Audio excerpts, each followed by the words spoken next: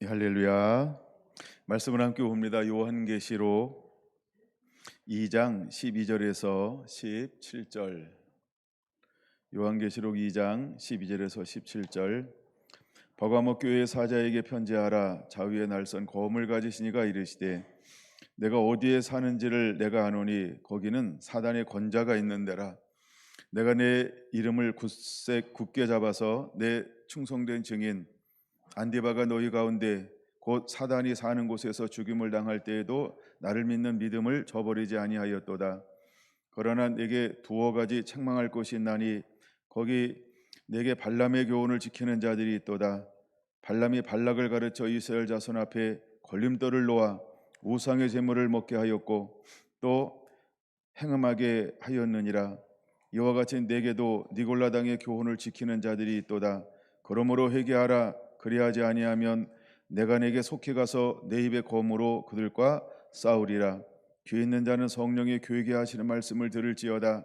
이게는 그에게는 내가 감추었던 만나를 주고 또 흰돌을 줄 터인데 그 돌 위에 새 이름을 기록한 것이 있나니 받는 자밖에는 그 이름을 알 사람이 없느니라.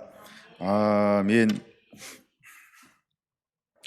이기는 자가 되어야 한다. 38번째 시간입니다. 버가모 교회에는 아주 믿음으로 충성된 이 시대적인 말씀의 계시를 갖고 믿음의 선한 싸움을 싸우며 이기고 또 이기는 교회였습니다.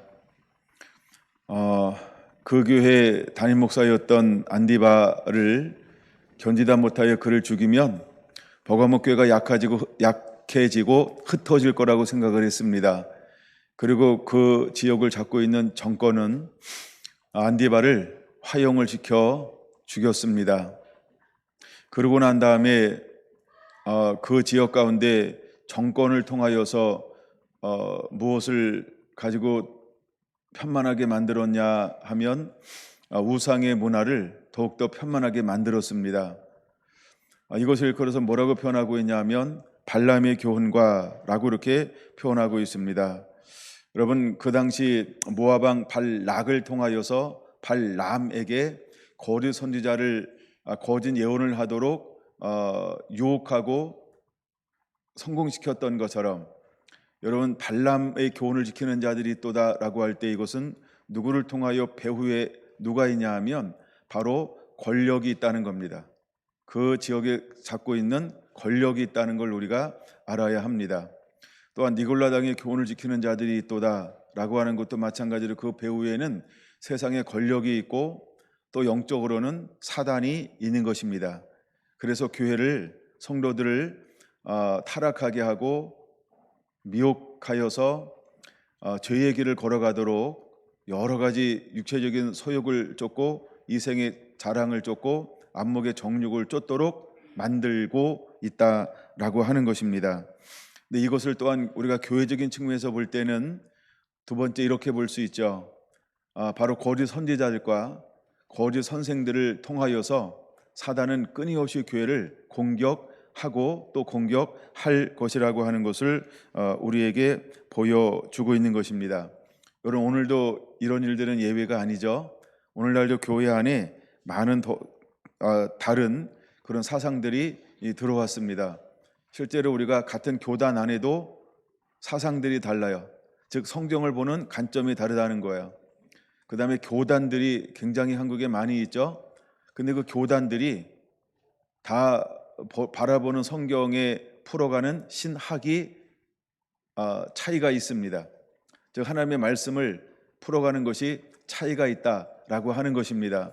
왜 그런 현상들이 일어날까?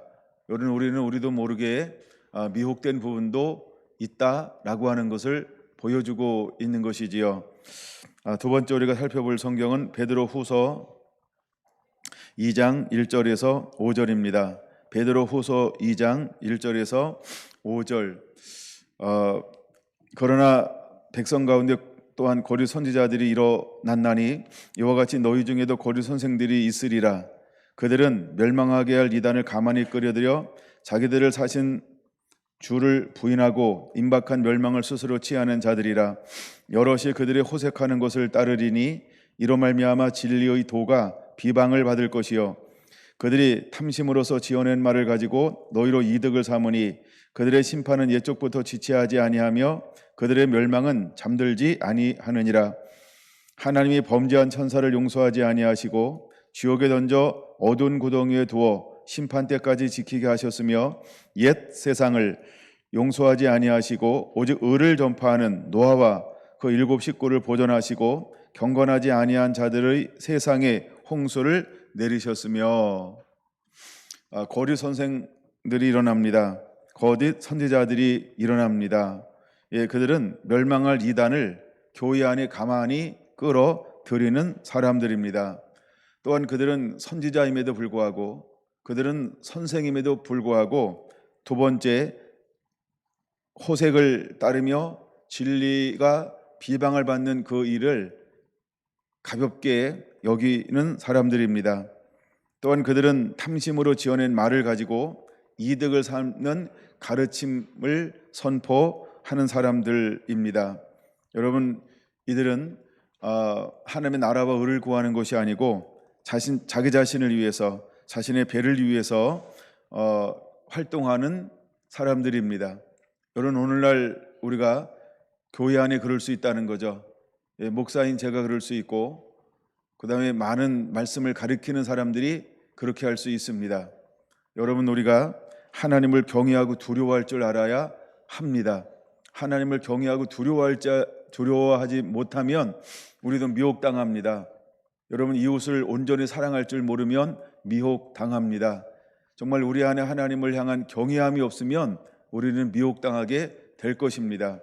우리 안에 하나님을 향한 두려움이 없기 때문에 거짓 것을 자기도 가르치며 그것을 참된 진리인 양 많은 사람들을 속일 수 있다라는 것입니다.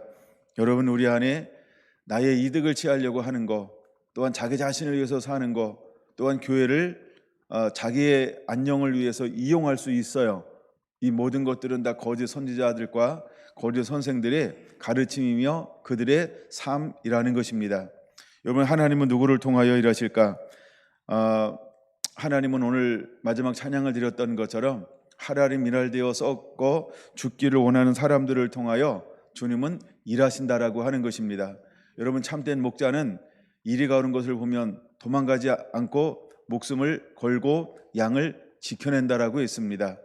여러분, 거짓 선지자들은 도망갑니다. 그러나 참 선지자들은 이리와 싸운다라고 하는 것이지요. 우리가 어떤 분별력을 가지고 이 시대에 살아야 할까? 여러분, 우리가 어떤 사람은 믿음을 지킬 수 있습니다. 그러나 우리 생활 속에서 들어오는 문화를 이기지 못함을 통해서 결국 전체가 무너질 수 있다라고 하는 걸 우리는 버가목교회를 통하여서 깨달아야 할 것입니다. 자, 오늘도 저는 창세기 4장과 5장을 좀 주로 나누려고 합니다. 그래서 계시록 2장, 그 다음에 베드로후서 2장은 약간 복습하는 그런 의미도 있습니다.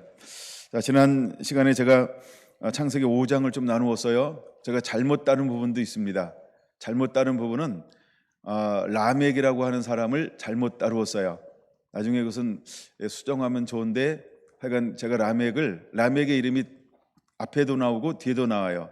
즉 가인의 후손 라멕도 나오고 그 다음에 아담의 후손 라멕도 나와요. 근데 제가 전달한 거는 노아의 후손인 것처럼 해서 라멕의 후손을 전달했어요. 그 부분은 제가 잘못 다른 부분입니다. 여러분들이 들을 때 나중에 수정을 해 주셔야 합니다. 그래서 오늘 제가 공개적으로 제가 잘못했어요 하고 고백하는 겁니다. 제가 잘못 다루었어요. 그냥 라멕만 이게 찾았는데 그 라멕이 다른 라멕이었어요. 그래서 큰일 났다, 이거 잘못 다루었네 그랬습니다. 그래서 오늘 수정을 하면서 창세기 4장과 5장을 좀 더 보려고 합니다. 자, 일단 창세기 4장 25절에서 26절을 함께 보겠습니다.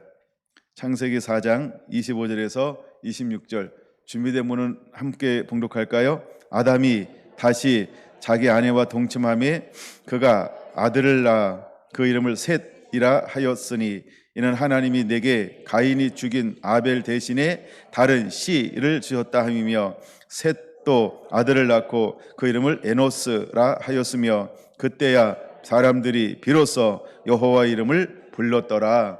아멘. 자, 이제 아담의 계보가 다시 소개가 되어지고 있습니다.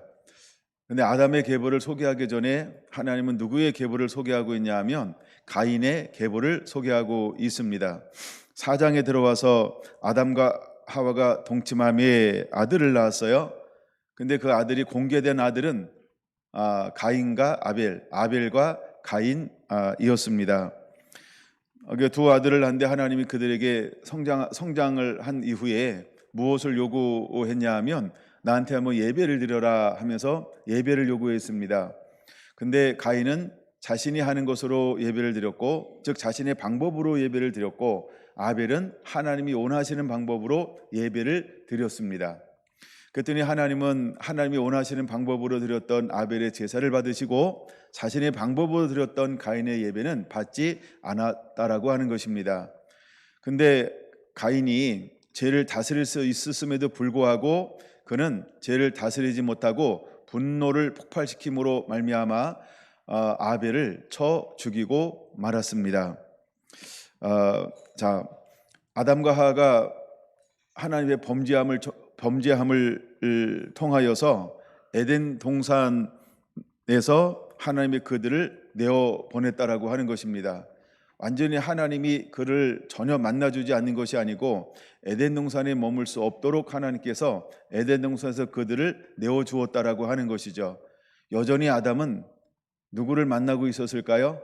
하나님의 얼굴을 대면하여 보는 사람이었습니다. 가인도 누구의 얼굴을 볼 수 있었을까요? 하나님의 얼굴을 보았습니다. 그러면 아벨도 하나님의 얼굴을 보았을까요? 그렇죠. 아벨도 하나님의 얼굴을 보았습니다. 4장 14절 이렇게 말합니다. 주께서 오늘 이 지면에서 나를 쫓아내시온즉 내가가 누구죠? 가인을 말합니다. 주의 낯을 배웁지 못하리니라고 말합니다. 그러면 가인이 아담이 범죄한 이후 가인과 아벨이 태어났다. 그때도 태어난 사람들은 모두 하나님의 얼굴을 볼 수 있었다, 볼 수 없었다? 볼 수 있었다라고 하는 것입니다. 자, 근데 이제 가인은 어떤 죄를 범했냐 하면 무죄한 자의 피를 흘렸습니다. 무죄한 자의 피를 흘렸어요.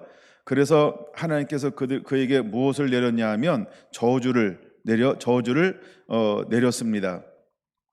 그러고 난 다음에 그를 어떻게 하냐 하면 16절 이렇게 말합니다. 가인이 여호와 앞을 떠나서라고 말합니다. 여호와 앞이라고 하는 것은 어떤 의미가 있냐 하면 하나님의 얼굴, 이런 의미예요. 그게 더 이상 가인은 하나님의 얼굴을 볼 수 없었다는 겁니다. 다시 말하면 하나님은 그 이후에는 가인을 만나주지 않았다, 이런 의미가 있는 거예요. 그러면 아담과 하와가 범죄한 이후에도 아담은 여전히 어떤 관계를 유지하고 있었다? 하나님의 얼굴을 보는 관계를 가지고 있었다. 여러분, 이것을 가지고 노아까지 가야 합니다. 이해가 되시나요? 약간 잘 모르면 다 반복해서 들으면서 그대로 믿음으로 취하시길 바랍니다. 그래서 아담부터 노아까지는 하나님의 얼굴을 가린 적이 없다. 그래서 아담부터 노아까지 10대, 그다음에 그 이름은 다 소개가 되지 않고 주로 누구만 소개가 되고 있죠? 예, 장자만 소개가 되어지고 있죠. 그러니까 그 시대에 아담의 계보는 하나님이 그들을 만나주고 있었다라고 하는 것입니다. 근데 그 중에 이제 더 하나님의 친밀하게 동행했던 사람들이 누구였냐 하면 에녹이라고 하는 사람이었어요. 무두셀라라고 하는 사람이었고 라멕이라는 사람이었고, 그 다음에 6장 7절에도 소개가 되고 6장 9절에도 소개가 되어지고 있죠.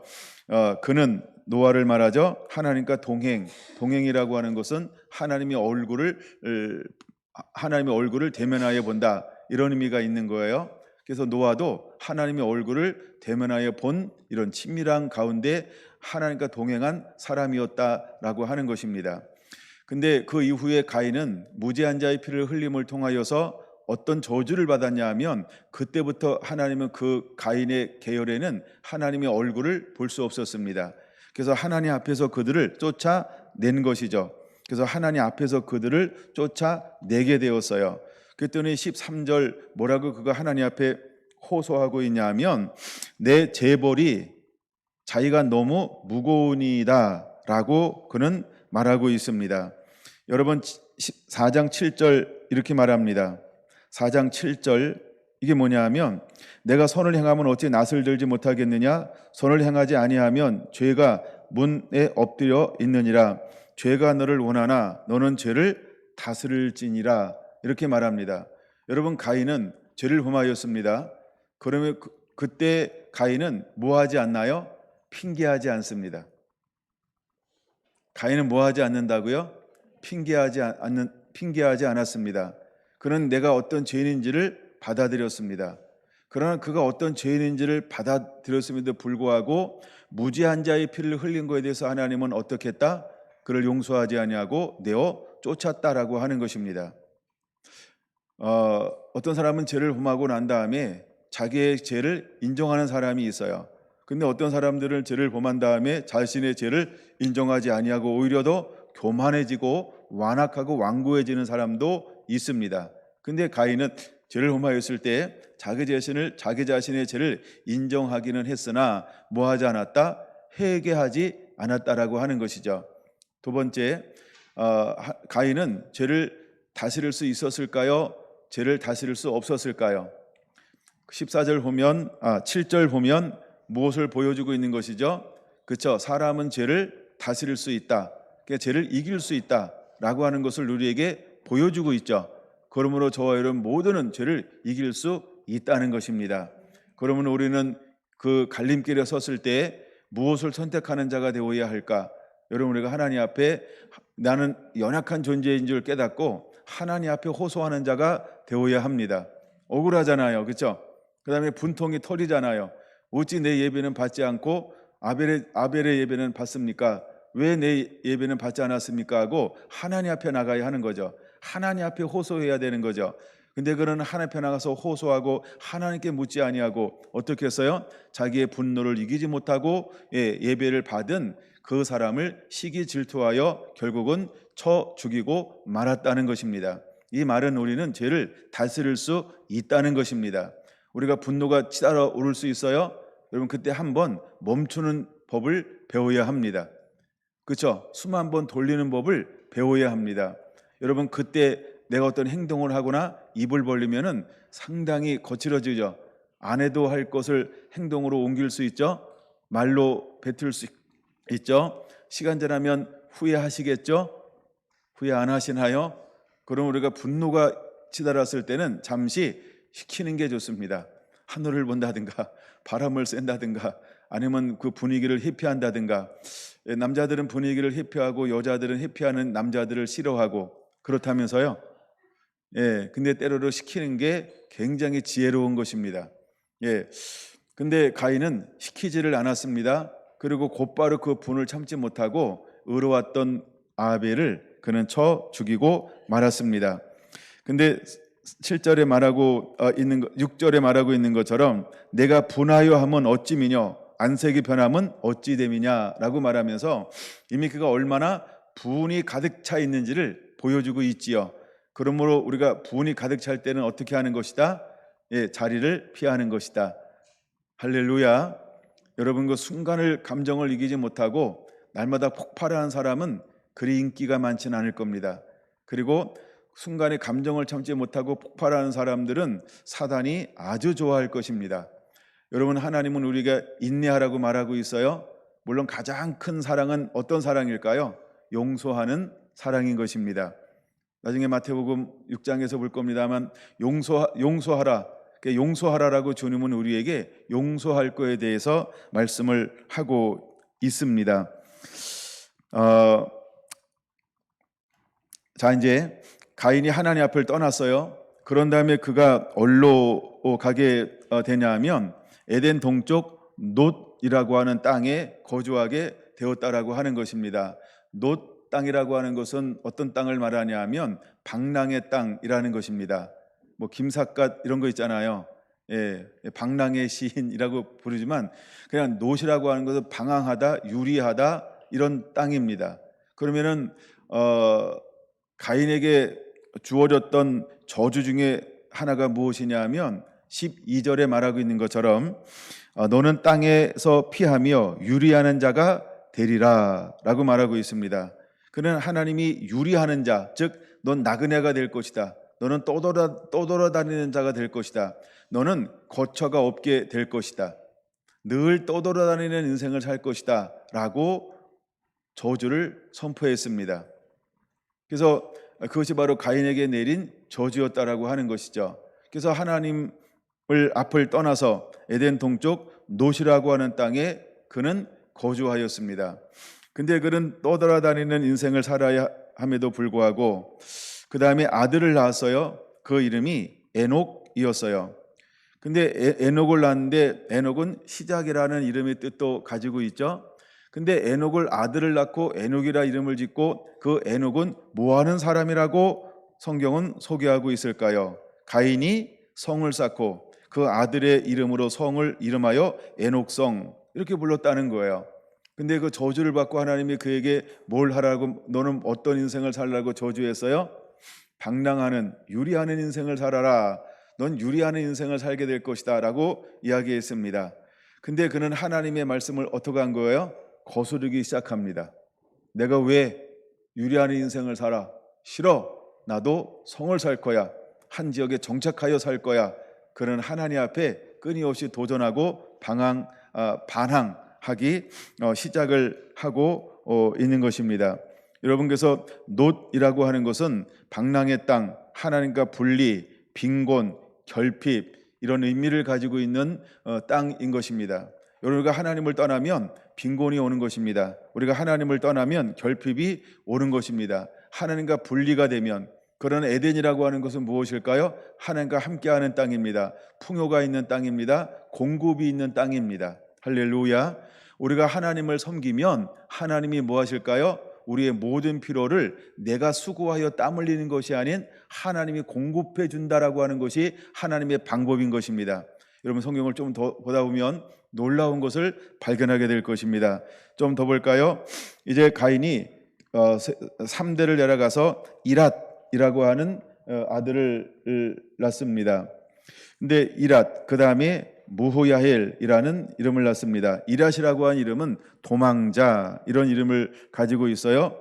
근데 도망자인데 그의 기질과 성격은 어떤 성격을 가졌냐 하면 거칠다. 이것이 이랏이라는 이름의 뜻이 있는 거예요. 그 다음에 또 하나 이름인데 새라고 하는 것입니다. 그 씨앗 비유는 밭 비유에서 사단이 어떤 모습으로 나타나기도 하죠?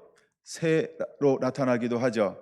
그런 것처럼 이랏이라고 하는 것은 바로 도망자, 그 다음에 거친 자, 그 다음에 새라는 이름을 가지고 있습니다. 그 다음에 18절 네 번째 아들이래. 4대 무후야엘을 낳고라고 말하죠. 무후야엘은 뭐냐 하면 하나님을 위해 멸망받는 자, 하나님에 의해서 멸망받는 자다, 이런 이름의 뜻을 가지고 있습니다. 그다음에 무두사엘이라고 하는 이름은 하게의 사람. 그러니까 하게라고 하는 것은 땅 아래 세계, 지하를 말하는 거죠.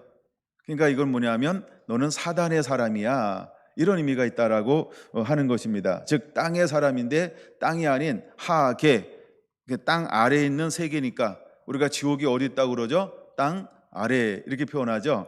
그래서 무두사엘이라고 하는 이름은 그런 뜻을 가지고 있습니다. 자, 제가 헷갈렸던 이름이 드디어 나오네요. 이제 6대에 걸쳐서 라멕을 낳았다라고 말합니다. 이 라멕이라고 하는 것은 압박자, 힘센 자, 이런 뜻을 가지고 있습니다.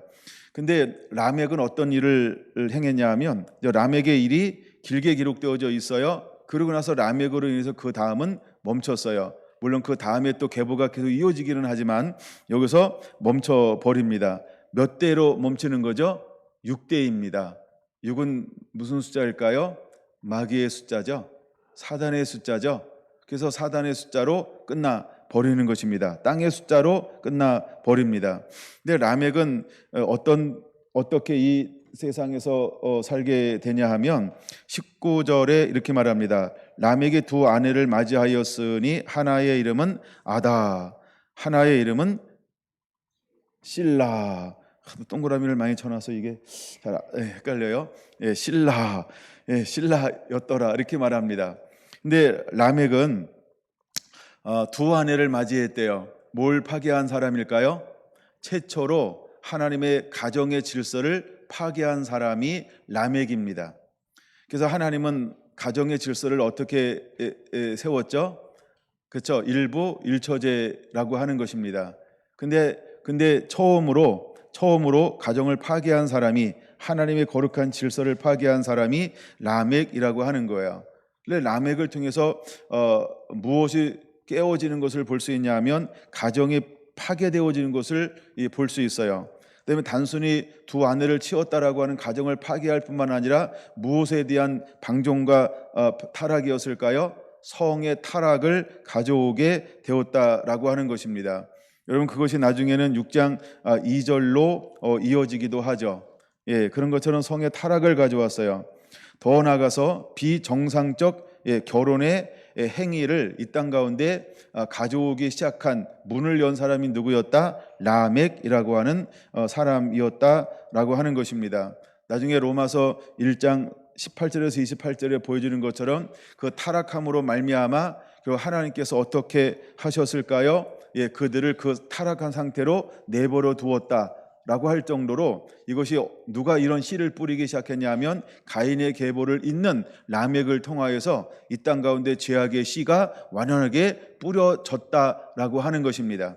그래서 그 씨를 이 땅 가운데 강력하게 푼 사람이 누구였냐면 가인의 후손이었던 라멕을 통하여서 이 땅 가운데 강력한 씨가 뿌려진다라고 하는 겁니다. 근데 두 아내를 통하여서 아들을 낳습니다. 공개된 아들은 몇 명이었다? 3명이었습니다. 근데 이 3명에게 하나님이 무엇을 주었냐 하면 재능을 주었어요. 이 세 명이 뭘 가지고 태어났다? 재능을 가지고 태어났다라고 하는 겁니다. 여러분 잘 보셔야 합니다. 첫째 아들의 이름이 야발입니다. 무슨 발이라고요? 예, 야발입니다. 다 돌림이 발자예요. 발칙한 사람들이죠. 첫 번째가 야발입니다. 두 번째는 유발입니다. 세 번째는 두발 가인입니다. 예, 그래서 돌림이 발자 돌림이에요. 예, 발칙한 사람들입니다. 근데 야발이라고 하는 사람은 무엇의 조상이 되었다라고 말하고 있죠? 육축업의 목축업의 조상이 되었다라고 말합니다.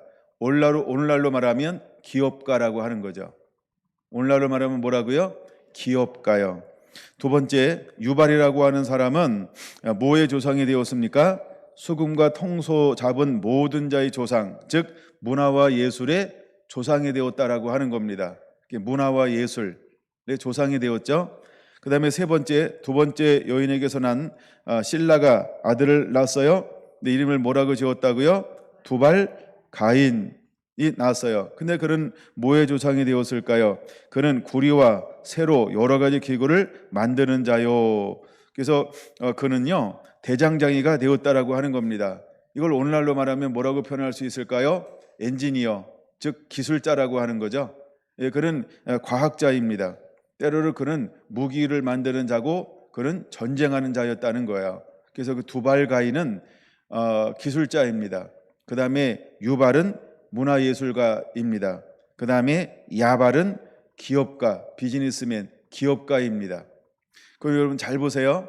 그러면 이 모든 기업과 문화예술과 모든 기술들은 누구의 손에 의해서 발전되었을까요? 가인의 후예를 통하여서 발전되었다라고 하는 겁니다. 근데 여러분 또 하나 봐야 됩니다. 세 번째입니다. 굉장히 중요한 거죠. 근데 그들이 기업을 발전하고 문화예술을 발전하고 그 다음에 기술의 혁명들을 일으켰습니다. 누구를 위하여 기업을 발전시켰을까요? 누구를 위하여 문화예술이 발전될까요? 누구를 위하여 기술들이 발전되었을까요? 하나같이 다 자신을 위해서, 즉 인간을 위해서라고 하는 겁니다. 여러분, 이들은 무엇이 결여되었을까요? 하나님을 위하여라고 하는 하나님의 나라와 의는 전혀 안중에도 없습니다. 근데 그들이 뭘 가지고 태어났어요? 그 재능을 가지고 태어났어요. 그래서 야발에게는 단순히 그냥 양을 키워서 털 깎고 젖만 빼먹는 것이 아니고 그 수많은 동물들을 이용해서 이렇게 그들에게 마차를 끌게 하고, 또한 그들이 뭐 예를 들어 말이나 이런 데는 올라타서 다니게도 하고, 이렇게 단순히 그냥 뭐랄까 이렇게 먹는 거로만 사용한 것이 아니고 생활의 삶 가운데 이것들을 활용하기 시작했다라고 하는 거죠. 그러니까 굉장히 그들 가운데 뭘 하나님이 부어줬냐 하면 이 사업가적인 기질을 주었다는 거예요. 그래서 이것을 언어를 찾아보니까 뭘 주었다라고 표현하고 있냐 하면 재능을 주었다라고 하는 것처럼 은사와 비슷한 것을 가지고 있는 것입니다. 그래서 우리가 야발을 당할 수가 없어요. 야발에게 주었던 그 기업가의 그 아이디어를 당해낼 수가 없어요. 그 다음에 유발은 문화예술 쪽에서는 아주 천재적인 그런 재질을 가지고 있다라고 하는 겁니다. 그래서 실제로 오늘날 무엇을 통해서 사탄이 일한다 그랬어요? 버가모 교회가 무엇을 통하여서 무너지기 시작을 했어요? 문화를 통해서 무너지기 시작을 했어요. 문화를 통하여서 니골라당의 교훈이, 그 다음에 발람의 교훈이 교회 안에 들어가서 그것을 지키는 자들이 생김으로 말미암아 이기지 않는 자는 하나님이 벌하겠다라고 분명히 말하고 있는 거예요. 그런 것처럼 모든 문화 예술을 보면 하나님을 위한 문화도 있어요. 근데 대부분의 문화는 우리가 뭐라고 말하죠? 우리가 교회에서는 우리가 유행가를 일컬어서 뭐라고 불러요? 세상 문화 이렇게 부르기도 하죠. 그런 것처럼 그들은 문화와 예술을 발전시키는데 그 문화와 예술의 배후에는 수많은 것들이 있는데 그냥 단적으로 무엇이 있을까요? 사단들이 있는 거예요. 그래서 어떤 사람들은 노골적으로 문화 예술을 통하여 무엇을 경배하고 숭상하기도 하죠. 사단을 숭상하고 사단을 경배하기도 하죠. 이것을 뉴에이지 문화 이런 쪽으로 여러분들이 좀 찾아보면 굉장히 많은 것을 찾아낼 수 있습니다. 여러분 잘 보세요. 기업가들인데 하나님의 기업가들이 더 많은 걸 누리고 하나요? 아니면 하나님을 믿지 않는 그런 기업가들이 더 많은 걸 누리고 있나요? 실제로 보면 그렇죠. 이 세상 믿음하고 상관없는 사람들이 이 가장 강력한 이 거대 그룹을 이끌어 가고 있지요. 그래서 여러분 그 배후에는 전부 누가 있을까요? 가인의 후예들이라는 거예요. 누가 있다고요? 가인의 후예들. 그럼 우리가 이제 알아야 돼요. 왜 예수 믿는데도 가난하고 왜 예수 믿는데도 저 사람들처럼 저렇게 못할까요? 이렇게 표현할 수 있죠. 근데 그들 배후에는 누가 있는 거예요? 가인의 후예들이요. 즉 사단이 있는 거예요. 근데 사단이 그들에게 뭘 부어주는 거예요? 그렇죠. 양심적으로 경영하지 말아라. 너는 욕심을 쳐야 된다. 그리고 수많은 사람들을 너의 종으로 부려야 된다. 그리고 너는 모든 부를 독점하라. 모든 기업을 독점하라. 그리고 사람들을 분주하게 만들어라. 사람들을 돈을 주면서 그들을 조종하고 네가 원하는 대로 움직여라. 지금도 실제로 이런 그 그룹들이 그런 거 하고 있죠. 여러분 그런데 좀 공부한 적이 있나요? 저는 그런 걸 안 다루지만 여러분 좀 찾아보시면 좋은데 하여간 그런 세력들이 있어요. 이걸 우리가 음모론이라고만 보기에는 실제로 이런 것들이 이루어지는 부분도 있지요. 그런데 그들의 배후에는 누가 있는 걸까요? 가인의 후예들이라는 거예요. 그래서 그들 어떤 사람들은 야발의 후예들이라는 거예요. 그러면 사단은 야발에게만 그 재능을 주었을까요? 아니라는 거죠. 계속해서 인파가 되는 거예요. 계속해서 전달되어지는 거예요. 왜냐하면 사람은 죽어도 누구는 죽지 않아요? 그렇죠? 사단의 영. 사단은 죽지 않죠. 사단도 계속해서 누군가 타고 일을 해야 되기 때문에 하나님도 우리가 죽으면 누군가에 또 하나님의 영을 부어주죠. 그래서 우리가 여호수아의 영, 다윗의 영, 다니엘의 영, 엘리야의 영 이렇게 하는 것처럼 마찬가지로 하나님도 우리에게 그 영을 부어준단 말이에요. 그럼 사단은 어떻게 할까요? 마찬가지예요. 사단도 야발에게 주었던 그 영을 또 다른 자기를 잘 신봉하는 사람들에게 그 쑥 들어가요. 그러면 그가 뭐의 전문가가 될까요? 비즈니스요. 탁월하게 비즈니스를 합니다. 근데 그 비즈니스가 누구를 위한 비즈니스를 할까요? 그렇죠. 자기 자신을 위하여 인간의 야욕과 야망을 위한 비즈니스를 하는 거예요. 그래서 막 자연을 파괴해요. 그다음에 사람들을 정말 종으로 부리고 인격이 없는 거예요. 오직 뭐만 있을까요? 예, 기업만 있는 거예요. 돈만 있는 거예요. 사람을 생각하지 않아요. 복지를 생각하지 않아요. 위하는 것처럼 보이죠? 근데 실제로는 무엇을 위해 살까요? 자신들을 유지 발전시키는 거예요. 뭐 하면서? 그들의 모든 걸 빼앗는 거죠. 가정을 빼앗고 젊음을 빼앗고 인생을 빼앗는 거예요. 그것이 사단이 하는 기업가의 정신들이에요. 근데 그걸 아주 예쁘게 사단은 거짓말의 천재잖아요. 그렇죠? 사단의 거짓말을 당할 사람이 어디 있을까요? 너무너무 거짓말에 능통하기 때문에 속고 또 속이는 거예요. 자기들끼리만 혼자 속일 수 없으니까 그들은 이렇게 체인을 만들어요. 그래서 계속해서 방송이나 미디어나 계속해서 이것을 내보내요. 그래가지고 환각 효과를 만들어내는 거죠. 저렇게 하는 것은 당연한 거야. 저렇게 해도 괜찮은 거야. 저렇게 하는 것이 지혜로운 거야. 저렇게 하는 것이 앞서가는 거야. 요즘의 문화는, 트렌드는 이거야. 이거 못하면 뒤떨어지는 거야. 수많이 우리들을 그런 문화를 통해서 우리를 속이고 있는 것이지요. 이것이 바로 기업가들이 하는 전략과 전술이라고 하는 거예요. 여러분, 실제로 법이 하나님의 말씀으로 우리가 그 기업을 한다라고 하면 기업이 될까요? 법이 그것을 못하게 다 가로막고 있어요. 그럼 어떻게 해야 이 법 안에서 기업을 할 수 있을까요? 그렇죠? 예, 정직한다고 되는 게 아니라는 거예요. 왜냐하면 법이라고 하는 것 자체가 정직하면 아무것도 못하게 만들었기 때문에 그래요. 그냥 눈 뜨는데 당하는 거예요. 그게 시스템이 그런 시스템을 가지고 있어요. 근데 그 배후에는 누가 있는 것이다? 가인의 후예들이 있는 것이다. 그래서 사탄의 영들이 그런 기업가들을 통하여서 하여간 그렇게 하는 거예요. 그 다음에 그들이 나중에 이제 물론 하지만 하여간 물론 이 시대로 끝나는 것처럼 보이지만 나중에 11장 가면 무엇을 만들까요? 11장에 가면 무엇을 만들죠? 바벨탑을 만들죠. 예, 바벨탑을 만드는 목적이 무엇이냐 하면 우리의 이름을 내자. 두 번째는 뭐라고요? 흩어짐을 면하자라는 거예요. 근데 하나님은 뭐 하기 원하셨어요? 하나님의 이름을 내라. 너희는 흩어져라. 그래서 땅을 다스리고 정복하길 원하셨어요. 근데 그들은 언어가 하나였어요. 그리고 기업가의 영을 받았어요. 얼마나 기업을 잘 하는지 사람을 하나로 모았어요. 마음을 모았어요. 일사불란하게 움직이게 했어요. 얼마나 공사를 잘하는지 척척척척 되는 거예요. 근데 그 목적이 뭐라고요? 자기 이름을 내려고 하는 거예요. 목적이요. 그럼 그 배후에는 누가 있는 거예요? 사단이 있는 거죠. 두 번째, 흩어짐을 면하자. 노아 홍수 이후에 그들은요 흩어짐을 면하고 싶었어요. 근데 하나님은 뭐라고 말을 했어요? 생육하고 번성하여 땅에 충만하기를 원했어요. 땅에 충만해야 되는데 그들이 뭐 했다고요? 흩어짐을 면하자. 그래서 바벨탑을 쌓기 시작을 한 거예요. 예, 그래서 하나님은 그것을 보다가 어떻게 했어요? 언어를 혼잡하게 했어요. 언어를 혼잡하게 하다 보니까 그자도 기질이 사탄스러운데 서로 안 맞아요. 싸우는데 지랄맞게 싸웠어요. 그래서 같이 있을 수가 없었어요. 그랬더니 스스로 어떻게 했어요? 에이씨 이래가지고 각자 흩어져 버렸어요. 그래서 바벨탑이 중단되고 말았던 것이지요.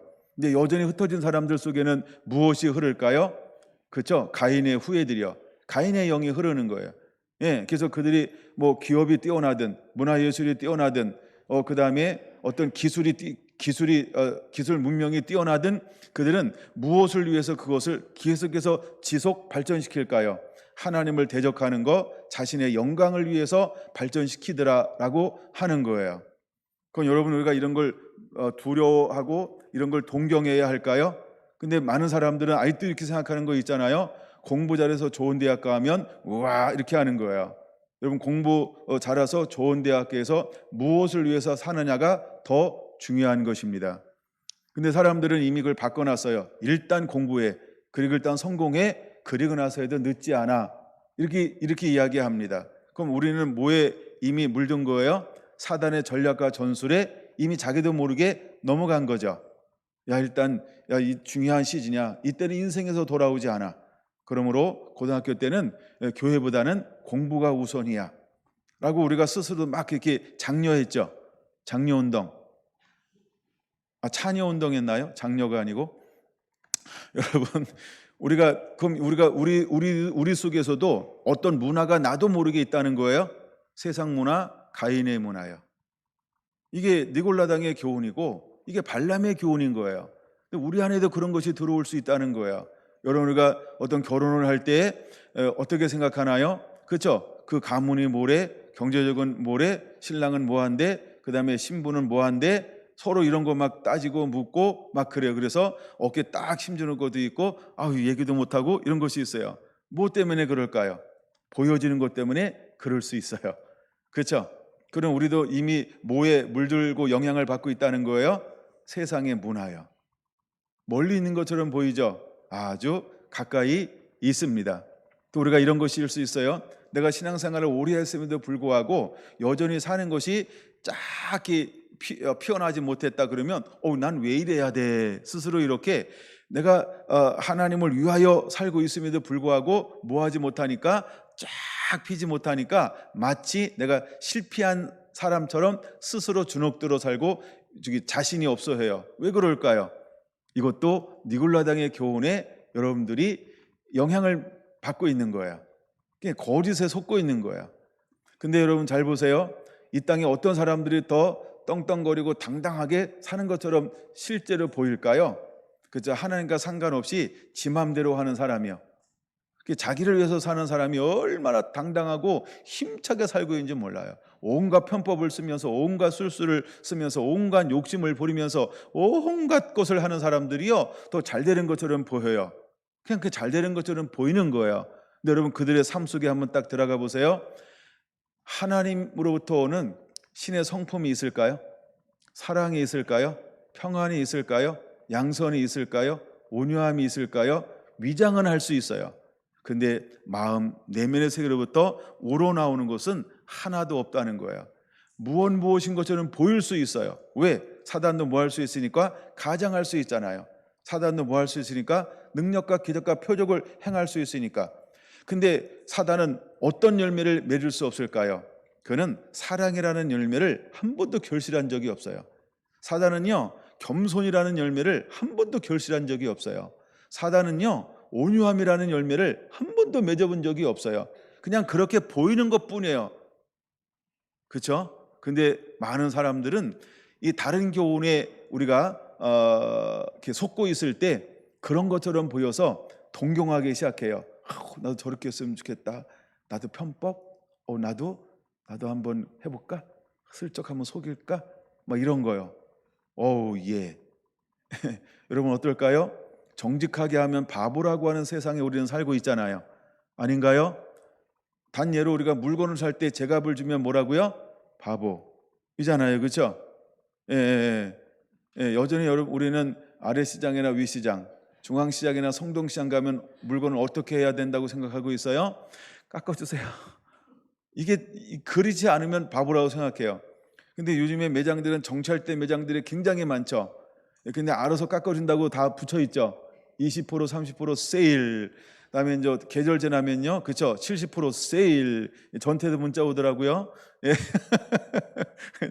가을 거 뭐죠? 50% 세일 막 이래가지고요. 5만 원 이상 사면은 2만 원 쿠폰. 그래서 3만 원에 또 살 수 있다 해서 막 두 번 더 깎아주는 것처럼 보여요.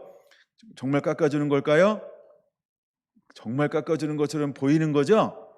예. 근데 나는 그거 깎아주고 와서 그걸 내가 딱 사왔어요. 여러분 기분 어때요?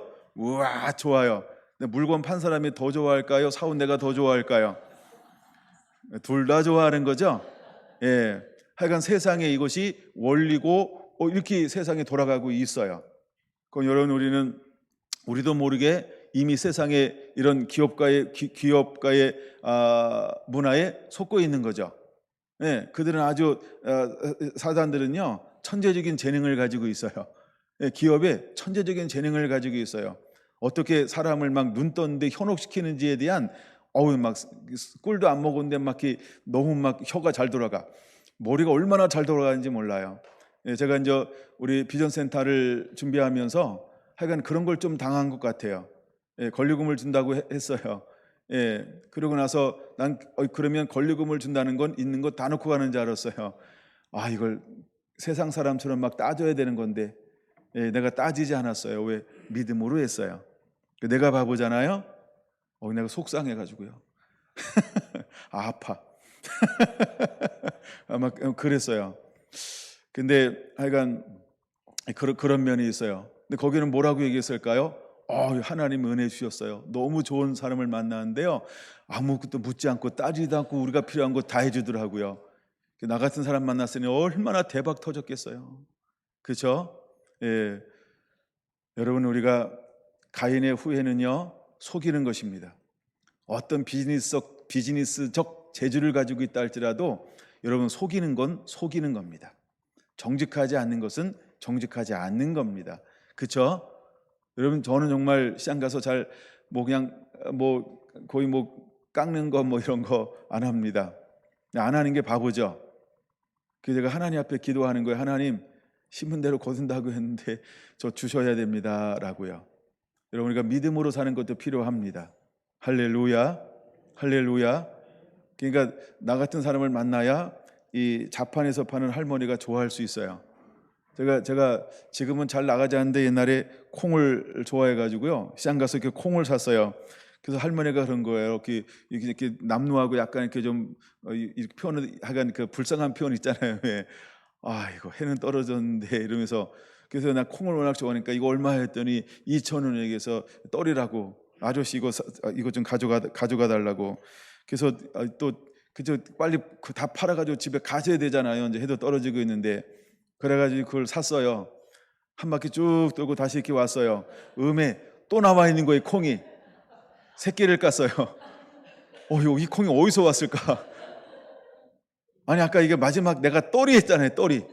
난 그 집에 가시는 줄 알았어요. 근데 또 이렇게 또 바구니에가 꺼내는 거예요. 내가 할머니의 그 모습 보고서요, 생각이 많아졌어요. 예, 그래가지고요, 그걸 또 샀어요. 예, 그래서 4,000원어치를 샀어요.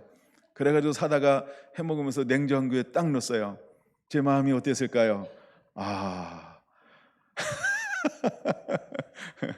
예, 그런 누구의 후회일까요? 예, 야발의 후회였던 거예요. 얼마나 할머니가 비즈니스를 잘하든지. 예, 그러니까 여러분은 어떻게 장사하실래요? 여러분 어떻게 하실래요? 좀 내가 손해보고요, 좀 우리가 좀 미련하게 살았으면 좋겠어요. 바로 가인의 후예들은 이렇게 삽니다. 근데 여러분 잘 보세요. 이제 아주 중요한 걸 좀 다루고 마칠게요. 좀 더 이것까지 나누면 굉장히 재밌는데 한 부분만 더 나눌게요. 오늘 읽었던 본문인데요, 25절과 26절입니다. 자, 다시라고 하는 말이 나오죠. 아담이 다시 자기 아내와 동침했어요. 남이 여자랑 동침하면 안 되겠죠? 다시 자기 아내와 동침했어요. 근데 그가 아들을 낳았어요. 이름을 무엇이라고 줬다고요? 셋이라는 이름을 줬어요. 셋이라고 하는 이름을 줬는데, 근데 이는이라고 말하면서요, 뭐라고 표현하고 있나요? 하나님이 내게 가인이 죽인 아벨 대신에 다른 신을 주셨다. 그래서 셋이라는 이름의 뜻은요, 대신 주셨다, 이런 뜻이에요. 뭐라고요? 대신 주셨대요. 그래서 셋이라는 거예요. 하나, 둘, 셋이라는 뜻은 뭐라고요? 대신 주셨다, 이런 이름이에요. 그래서 하나님이 셋을 낳게 했는데요, 대신 주셨다. 너무너무 감사한 거예요. 그랬더니 글을 일컬어서 뭐라고 말하고 있냐 하면, 대신 주신 다른 씨를 주었다. 그래서 셋은요, 아담에게 뭘까요? 씨였다는 거예요. 뭐였다고요? 씨였다는 거예요. 그게 중요한 겁니다. 하나님은 무엇을 통해서 일할까요? 씨를 통하여서 일하시는 거예요. 자, 근데 그 씨도 뭘 했을까요? 장가를 갔더래요. 장가를 갔는데 아들을 낳았대요. 근데 그 이름을 줘야 되는데 뭐라고 줬다고요? 에노스라고 이름을 줬대요. 그러면 에노스라는 이름의 뜻은 무엇일까요? 네, 그와 같은 이름을 가지고 있어요. 에노스는요, 사람, 아담이란 이름과 똑같은 뜻을 가지고 있어요. 그 다음에 에노스는요, 덧없다, 덧없음, 덧없음 이런 뜻을 가지고 있어요. 또 에노스라는 세 번째 이름은요, 연약하다 이런 뜻을 가지고 있어요. 참 놀랍죠? 씨인데, 그쵸? 대신 주었잖아요. 그쵸? 근데 그가 가가지고 아들을 낳았어요. 이름을 멋지게 질 거라는 생각을 할지도 모르는데 아들을 딱 낳았을 때 그 이름을 뭐라고요? 연약하다는 거예요. 우리는 연약합니다 이렇게 줬어요. 참 바보 같죠? 내가 이거를 보면서 그냥 이해하고 들으셔야 돼요. 왜 나같지? 바보스럽잖아요. 맹하고 어리숙고 얕지 않고 머리 쓰지 않고 저 머리 안 쓰는데도 머리가 혔어요. 누가 보면 머리 잘 쓰는지 알겠어요. 실제로 제가 약은 사람이에요. 근데 하나님이 저한테 말했어요. 17년, 18년 전에 네가 하려고 하지 말아라. 나 그때부터 머리 쓰는 것을 너무나 많이 내려놨어요. 정말 머리로 안 하려고요. 나는 나와 무지무지 전쟁을 합니다. 머리를 안 쓰는 방법은 아무것도 안 하는 거예요. 예. 지금도 놀고 있잖아요. 그러니까 에노스라는 이름을 딱 봤더니 그냥 이해하고 들으셔야 돼요. 왜 나같지? 이번에도 일을 처리하는 거 보니까 내가 너무 어수룩한 거예요. 그러니까 막, 예, 너무 연약한 거예요. 잘 들어야 됩니다. 에노스는요 너무 연약한 거예요. 그는 사람이라는 거예요. 그는 덧없는 인생이라 하는 거예요. 여러분 여기에 뭐가 들었는지 아십니까? 하나님이 없으면 나는 아무것도 아닙니다. 이 명언을 꼭 적으셔야 돼요. 다른 건 적지 않으셔도. 하나님이 없으면 나는 아무것도 아닙니다. 이게 에노스라는 거예요. 하나님을 의지하지 않고는 나는 아무것도 아닙니다. 하나님이 나와 함께하지 않고 나는 아무것도 아닙니다. 여러분 에노스는요 가장 겸손함이 들어가 있는 이름이라는 거예요. 그는 하나님을 철저하게 의지할 수밖에 없는 걸 그냥 아는 거예요. 누가? 셋이라는 그의 아빠는요. 예? 예? 나는 하나님이 아니면 아무것도 아니라는 것을 셋 그는 아는 거예요. 근데 그 셋이라는 이름의 뜻이 뭐라 그랬어요? 뭐라고요?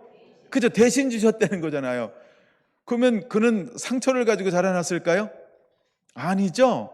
그럼 누구 대신 주셨다고 생각하는 거예요? 그는 그렇죠? 아벨 대신해요. 아벨 대신에. 그럼 아벨의 인생을 그가 추억했겠죠. 아벨은 어떤 인생을 살았을까요? 하나님이 기뻐하는 믿음의 사람이에요. 그는 예배의 사람이에요. 하나님과 동행할 줄 알았어요. 하나님을 경외하는 사람이었어요. 그 무엇과도 바꿀 수 없는 하나님을 소유한 사람이었어요. 근데 그는 어떻게 했어요? 순교했어요. 그는 죽임을 당했단 말이에요. 그래서 하나님께서 아담을 긍휼히 여겨서 자기를 누구 대신 주었다고요? 아벨 대신 주었다는 걸 그는 알고 있는 거예요. 여러분 셋은 일평생을 어떤 인생을 살았을까요? 믿음으로 하나님을 경외하며 경건한 인생을 살았을 거예요. 그래서 그 아들을 이제 장성해서 결혼하였는데 아들을 준 거예요. 그 이름을 무엇으로 지었을까요? 에노스요. 나는 하나님을 의지하지 않고는 아무것도 아닙니다. 나는 하나님을 떠나서는 아무것도 할 수 없는 존재입니다. 여러분 셋은요 자기 그 대신했던 그 아벨의 원수를 갚으려는 계획을 세우지 않았어요. 아벨의 억울함을 내 손으로 풀어주려고 하지 않았다는 거예요. 그는 오히려 뭐예요? 난 더욱더 하나님만 의지해요. 난 하나님만 의지해요. 이것이 이름 속에 들어가 있는 놀라운 섭리인 걸 우리가 깨달아야 돼요. 그 다음에 또 하나 여러분 한번 봐야 되는데 뭘 보냐 하면 이건 좀 넘어가야 나올 것 같아요. 3절 한번 보세요. 5장 3절. 아담은 130세의 자기의 모양 곧 자기 형상과 같은 아들을 낳은 이름을 셋이라고 했어요. 몇 세에 셋을 낳았다고요? 130세에 낳았어요. 그러면 셋이 장가를 갔어요. 에노스를 낳았는데 몇 세에 낳았어요?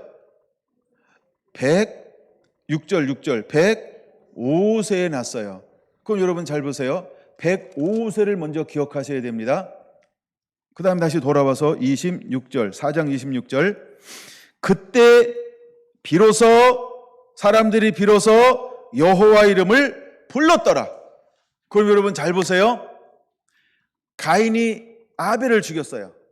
가인이 저주를 받고 쫓겨났어요.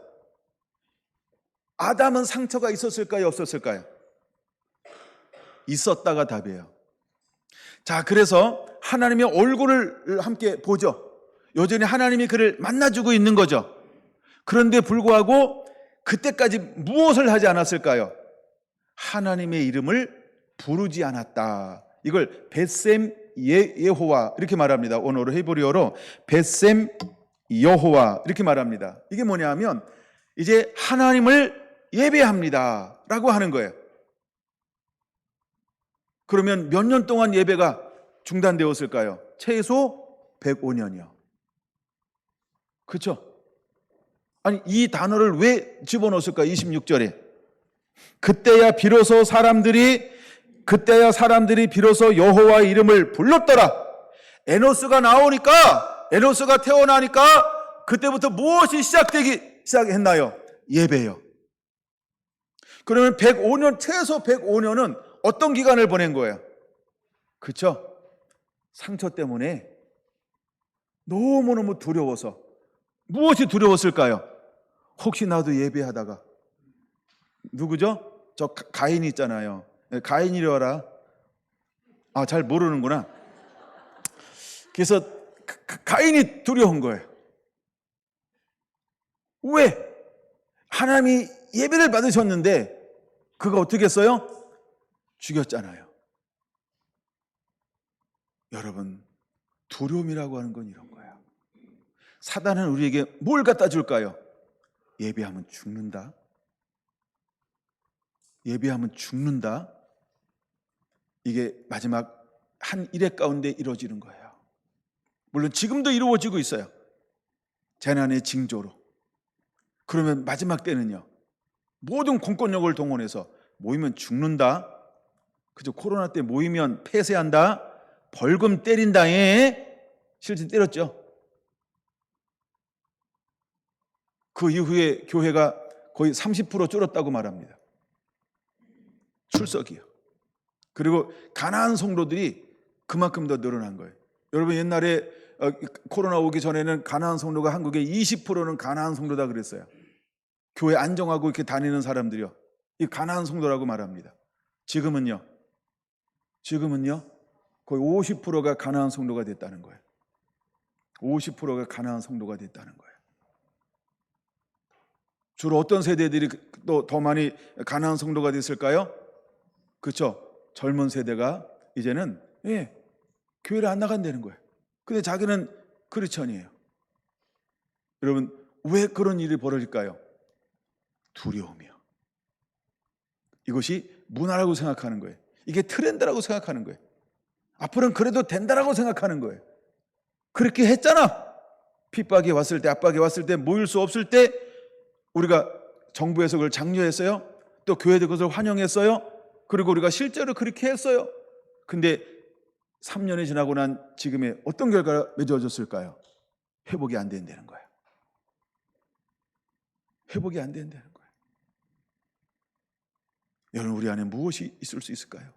두려움이요. 나이 많으신 60대 이상 된 분들은요. 코로나 걸리면 죽는다. 이 두려움이 어떤 사람보다 심하대요. 그래서 정말 나이가 많은 연로한 사람들이 많은 교회들은요. 모이는데 얼마나 두려워하는지 몰라요. 밥 먹는 거요. 꿈도 못 꿔요. 마스크 누가 하나 벗었잖아요. 진짜 짐승 보는 것처럼요. 그리고 코로나로 옮기는 주범처럼 본다는 거예요. 여러분 너무 감사해요. 저를 사람처럼 보고 목사처럼 봐주셔서. 이게 교회 안에서 3년 동안 벌어진 일인데 너무너무 이거 위에 엄청난 것들이 너무 많아요. 누가 그랬다고요? 크리스찬들이요. 누가 그랬다고요? 하나님의 자녀들이 그랬던 거예요. 어디서? 우리 안에서요. 우리 안에서 이런 일들이 벌어졌어요. 근데 셋이 아들을 낳았어요. 그 이름이 뭐라고요? 에노스. 아들을 잘 키웠어요.